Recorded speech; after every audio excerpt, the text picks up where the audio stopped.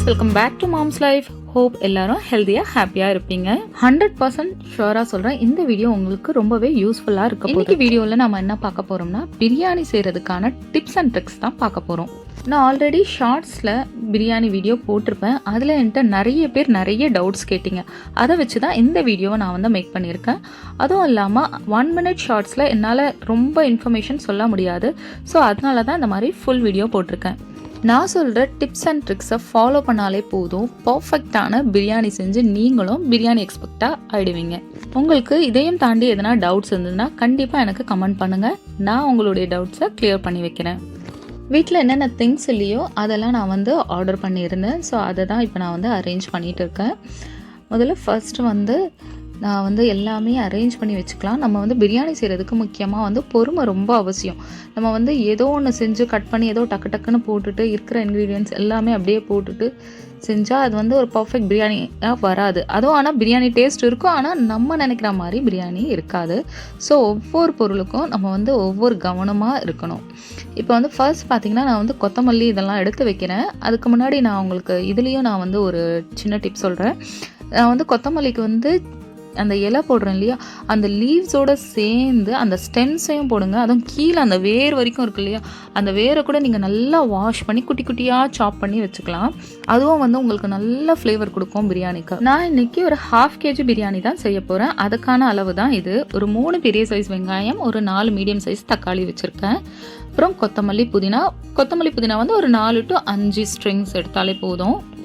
வெங்காயம் தக்காளி மெஷர்மெண்ட்டில் சொல்லணும்னா 200 grams தக்காளி வெங்காயம் தனித்தனியாக 200 grams எடுத்துக்கோங்க. வெங்காயம் தக்காளி கட் பண்ணுறதுக்கு முன்னாடியே நான் வந்து மீட்டை வந்து கொஞ்சம் நேரம் வேக வச்சிடுறேன். இதுக்கு வந்து நான் உப்பு அப்புறம் மஞ்சத்தூள் இது மட்டும் தான் சேர்த்துருக்கேன்.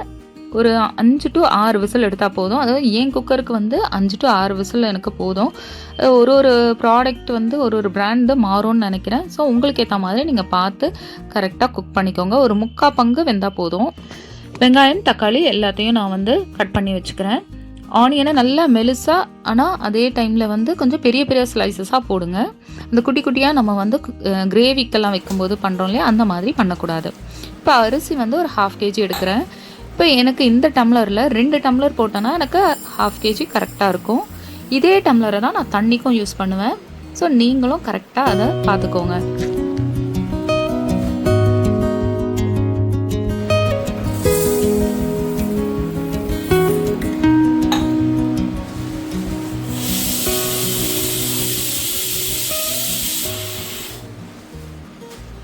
இப்போது இந்த இடத்துலையும் ஒரு டிப் இருக்குது. என்னென்னா, அரிசியை நல்லா வாஷ் பண்ணணும். வாஷ் பண்ணிவிட்டு தான் நீங்கள் ஊற வைக்கணும். அந்த ஸ்டார்ச் எல்லாமே எடுக்கணும் மீன்ஸ் இது பார்த்தீங்கன்னா பாருங்கள், இந்த மாதிரி அழுக்காக தெரியுது இல்லையா, அந்த அழுக்கெல்லாம் போயிட்டு ஒயிட்டாக வரணும் தண்ணி. அந்த அளவுக்கு ஒரு 3 தடவையாவது வாஷ் பண்ணுங்கள். இந்த மாதிரி ஸ்டார்ச் எடுக்கும்போது அரிசி ரொம்ப ஒட்டாது, நல்லா உதிரி உதிரியாக வரும். இப்போ இந்த விசிலும் அடிச்சிருச்சு. ஒரு 6 விசில் கரெக்டாக வந்துருச்சு. அதை நான் ஆஃப் பண்ணிட்டேன். பிரியாணி செய்கிறதுக்கு எப்போவுமே அடிகனமான பாத்திரத்தை நீங்கள் யூஸ் பண்ணுங்கள். அப்போ தான் வந்து சீக்கிரமாக அடி பிடிக்காது, நல்லா வரும் பிரியாணி. நான் வந்து இந்த ட்ரைப்ளை வந்து ஸ்டீலு இந்த மாதிரி பிரியாணி பாட்டை தான் நான் யூஸ் பண்ணியிருக்கேன். எண்ணெய் பார்த்தீங்கன்னா 125 கிராம் போட்டிருக்கேன். 125 ml, அதாவது 1 கிலோவுக்கு வந்து 1/4 கிலோங்கிற அளவு. அப்புறம் வந்து 1 டேபிள் ஸ்பூன் வந்து நெய் போட்டிருக்கேன். அப்புறம் வந்து இந்த ஹோல் ஸ்பைசஸ் கொஞ்சம் எடுத்திருக்கேன். அதாவது ஏலக்காய் ஒரு 3, 2 பிரியாணி மசாலா, ஒரு நல்ல ஒரு பட்டை, ஒரு 1/2 inch பட்டை, அப்புறம் லவங்கம் ஒரு 4-5 போட்டிருக்கேன். அப்புறம் ஸ்டார் அனைஸ் அது ஒரு 2 போட்டிருந்தேன். அப்புறம் வந்து வெங்காயம் கட் பண்ணி வச்சுருக்கிற வெங்காயம். ஏன்னா இது வந்து டக்குன்னு நான் போட்டுருவேன், ஏன்னா அது வெடிஞ்சு எல்லாமே வெளியில் தான் வரும். ஸோ நான் உடனே வெங்காயம் போட்டுருவேன், இல்லை வெங்காயம் போட்டு கூட இதை போட்டுருவேன். வெங்காயம் நல்லா ப்ரௌன் ஆகணும், ரொம்ப தீச்சிடக்கூடாது. ஒரு ப்ரௌன் கலரில் வந்தாலே போதும் நமக்கு.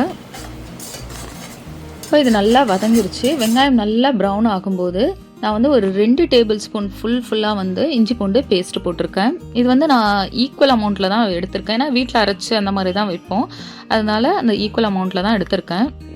நம்ம நார்மலாக செய்யும்போது வந்து பிரியாணிக்கு இஞ்சியோடைய அளவு அதிகமாக இருக்கும், கொஞ்சம் பூண்டு வந்து கொஞ்சம் குறைச்சலாக இருக்கும். இது நான் வந்து ரெடிமேடாக வீட்டு இதுக்காக அரைச்சி வச்சதுனால இது ஓகே, அதுவே நான் வந்து போட்டுக்கிட்டேன். 2 டேபிள் ஸ்பூன் அளவுக்கு நீங்கள் போட்டுக்கலாம். அப்புறம் இதுலேயே வந்து கொத்தமல்லி, புதினா, அப்புறம் பச்சை மிளகா வந்து 3 எடுத்திருக்கேன். இது எல்லாத்தையும் நம்ம வந்து நல்லா மிக்ஸ் பண்ணும்போதே அது ஒரு நல்ல ஒரு அரோமா வரும். அது நல்லா நமக்கே ரொம்ப பிடிக்கும். அந்த பச்சை வாசனை எல்லாம் போயிடும். இப்போ இந்த மாதிரி ஸ்டேஜில் தக்காளி அப்புறம் மற்ற மசாலா எல்லாமே ஆட் பண்ணிக்கலாம். நான் வந்து எப்போவுமே வந்து எண்ணெயிலேயே கொஞ்சம் வந்து இந்த மிளகாத்தூள் போடுவேன். இது நான் இப்போ வந்து டக்குன்னு மறந்து தக்காளி போட்டேன். ஸோ அந்த தக்காளி கொஞ்சம் ஓரம் ஒதுங்கிட்டு அந்த எண்ணெயிலேயே இப்போ வந்து மிளகாய்த்தூள் போடுறேன். மிளகாய்த்தூள் பார்த்தீங்கன்னா 1 கிலோவுக்கு ஒரு 10 கிராம். அது வந்து அவங்கவுங்க காரத்துக்கு தகுந்த மாதிரி, அதாவது நான் சொல்கிறது வந்து ஒரு ஸ்டாண்டர்ட் அளவு ஒரு 10 கிராம் போடுவாங்க. இதை நாம் வந்து நல்லா மிக்ஸ் பண்ணிவிட்டு நமக்கு காரம் பத்தலைன்னா எக்ஸ்ட்ரா சேர்த்துக்கலாம். இல்லை காரம் கம்மியாக சாப்பிட்றவங்களா இருந்தால் அதை கம்மியும் பண்ணிக்கலாம். எல்லாமே வந்து செய்கிறது வந்து நம்மளுடைய விருப்பத்துக்கு தகுந்த மாதிரி தான். இதுலேயே இந்த தக்காளி போட்டதுமே நம்ம என்ன பண்ணலான்னா கர்டையும் ஆட் பண்ணிக்கணும். கர்ட் பார்த்திங்கன்னா நான் ஒரு 100 ml கர்டு ஆட் பண்ணியிருக்கேன். 1/2 கிலோவுக்கு 100 ml. இந்த கர்டுடைய அளவை வச்சு தான் நம்ம இன்னொரு இன்க்ரீடியன்ட் வந்து போட போகிறோம். அது என்னங்கிறது சொல்கிறேன். ஆனால் ஷார்ட்ஸ் பார்த்தவங்களுக்கு கண்டிப்பாக தெரிஞ்சிருக்கும். அப்புறம் இதுலேயே வந்து உப்பு போட்டுடுறேன். உப்பு போட்டுட்டு நல்லா மிக்ஸ் பண்ணி விட்டுட்டோம்னா தக்காளி நல்லா குழஞ்சு நல்லா வெந்து வந்துடும். தக்காளி வந்து கொஞ்சம் முழுசாக இல்லாமல் நல்லா கொஞ்சம் குழையிற மாதிரி பார்த்துக்கோங்க. இப்போ கொஞ்சம் நேரத்துக்கு நம்ம வந்து மூடி போட்டு வச்சிடலாம். அப்போ தான் அந்த தக்காளி வந்து அந்த உப்போடு சேர்ந்து நல்லா வந்து கொஞ்சம் வெந்து வரும். இப்போ நான் சொன்ன ஒரு சீக்ரெட் இன்க்ரீடியன்ட் என்னென்னா பாதாமை வந்து அரைச்சிக்கிறேன். பாதாம் எவ்வளோ போட்டிருக்கேன்னா நான் ஒரு 8 பாதாம் போட்டிருக்கேன். நான் 1/2 kg தான் செய்கிறோம் இல்லையா, அதனால 8 பாதாம் சேர்த்துருக்கேன். தயிர் வந்து 100 ml போட்டோம் இல்லையா, அதில் பாதி, அதாவது 50 ml வந்து பால் சேர்த்துருக்கேன். 50 ml பால் சேர்த்துருக்கேன்.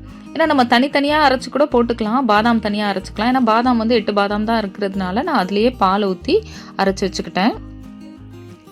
இது பாருங்கள், இந்த தக்காளி எப்படி நல்லா குழஞ்சு வந்துருச்சு. இப்போ இந்த ஸ்டேஜில் நான் என்ன பண்ணுறேன்னா வேக வச்ச மீட் போடுறேன். நீங்கள் வந்து தனியாக வேக வைக்காமல் அப்படியே செய்கிறதுனா கூட ஒன்றும் பிரச்சனை இல்லை. நீங்கள் வந்து அப்படியே நல்லா அதை வந்து வேக வைக்கலாம். நம்ம சிக்கன் போடுறதா இருந்தால் கண்டிப்பாக தனியாக வேக வைக்க மாட்டோம். ஸோ அப்போ வந்து இந்த மசாலாலேயே போட்டு நல்லா வேக வைக்கலாம். அதுலேயே சிக்கன்லேயும் உங்களுக்கு வந்து தண்ணி விடும். அப்புறம் வந்து தக்காளி அதெல்லாம் இருக்குது.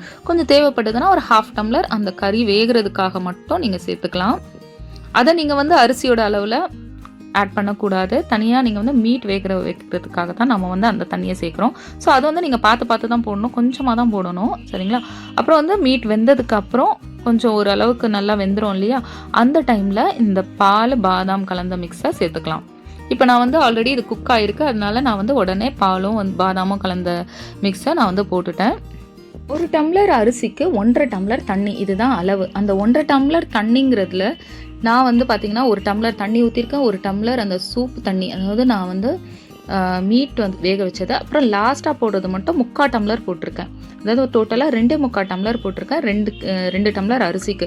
அந்த லாஸ்ட்டு 3/4 டம்ளர் ஏன் போட்டேன்னா ஒரு 1/4 டம்ளர் நம்ம வந்து பால் சேர்த்துருக்கோம், அதனால நான் வந்து குறைச்சிக்கிட்டேன். ஸோ 2 டம்ளர் அரிசிக்கு 3 டம்ளர் தண்ணி, இதுதான் கணக்கு தண்ணியோடைய அளவு. அந்த தண்ணிங்கிறது வந்து நீங்கள் வந்து பாலாக கூட சேர்த்துக்கலாம். அப்புறம் அந்த வந்து மீட் வேக வச்ச அந்த தண்ணி அதெல்லாமே சேர்த்து தான் நீங்கள் வந்து கணக்கு பண்ணணும். மொத்தத்தில் 1 டம்ளர் அரிசினா 1.5 டம்ளர் தான் இந்த தண்ணியோடைய அளவு. அதை நீங்கள் நினைவச்சுக்கோங்க. இப்போ இது நல்லா கொதிக்கணும். இதே வந்து மீட் வந்து நம்ம வேக வைக்காமல் போட்டிருந்தா கொஞ்சம் நேரம் வந்து மீட் வந்து வேகிறதுக்கான அளவையும் நம்ம வந்து பார்த்துக்கணும். ஏன்னா நம்ம வதங்கும் போதே மீட் நல்லா வெந்துடும். அப்புறம் இந்த மாதிரி கொதிக்க வைக்கும் போதும் கொஞ்சம் நல்லாவே வெந்துடும். அப்புறம் தம் போடும்போது ஃபுல்லாகவே வெந்துடும். இது வந்து நான் வந்து ஆல்ரெடி குக் பண்ணியிருக்கிற மீட்டுங்கிறதுனால நான் ரொம்ப நேரம் இந்த மாதிரி கொதிக்க விடலை. சும்மா ஒரு 2 to 3 மினிட்ஸ் அது நல்லா கொதி வந்ததுமே உடனே நான் வந்து அரிசி போட்டுடுறேன். பாருங்கள், இந்த தண்ணி பாருங்கள் எவ்வளோ கிளியராக இருக்குது பாருங்கள். அந்த மாதிரி அந்த தண்ணியும் எடுத்துட்டு அரிசி மட்டும் இப்போ நான் வந்து போடுறேன்.